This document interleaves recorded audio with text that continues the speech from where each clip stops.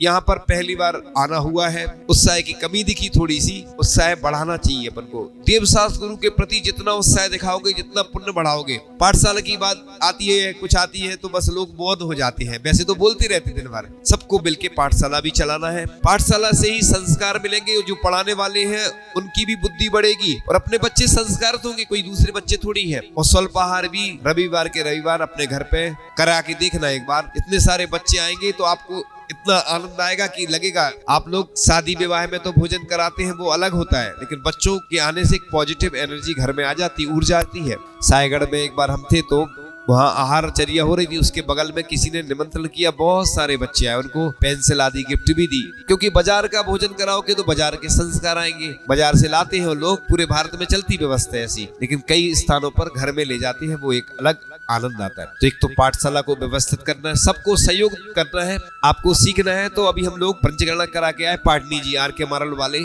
और उन्होंने ध्वजारोहण भी किया, पहले वेदी प्रतिमा विराजमान की, उसके साथ कलशारोहण की स्थिति उधर दिख नहीं रही थी, तो महाराज जी ने कहा कि उन्हीं से करवा देंगे। तो उनने कोई घोषणा नहीं की, लेकिन वो अच्छी ही घोषणा करते, जब भी करते, छोटी मोटी नहीं करते। वो उनसे दान देना सीखो आप। उनने सबसे पहले आचार्य श्री ज्ञान सागर जी महाराज की समाधि स्थल जब बन रहा था तो छोटी सी राशि दान दी थी उन्हें, और आज क्षमता बढ़ती की पूज्य आचार्य भगवान का संस्कार जो अंतिम हुआ ना उन्हीं ने किया। तो दानी की कहानी आपको हम सुनाएंगे, महादानी है वह। आप तो छोटे से दानी तो बन सकते हो उनको सीख करके। वो कुछ लोग वहाँ पर संगीत आदि का जो होता है ना काम, बैठे हुए थे, उन्होंने अपने लोगों को बोला कि हमें इतनी राशि, और वो उनको दे दी उन्होंने। वो मतलब जब भी आते हैं, और हम उनकी प्रशंसा इसलिए नहीं कर रहा हूँ, लोग सोचेंगे कि महाराज जी के पास आते हैं इसलिए। अभी भी बिहार के लिए उन्होंने पूरा बोल दिया, जहां तक महाराज जी जाएंगे पूरा बिहार तुम लोगों को कराना। अपने पूरे ने भी उनका स्टाफ है, सबको बोल दिया कि महाराज जी के साथ बिहार कराना है। तो मतलब पुण्य ऐसे बढ़ता है। और जब हम लोग उनकी प्लांट पे जा रहे थे, वो पैदल जा रहे थे, 9 किलोमीटर चले पैदल, और उनसे कहा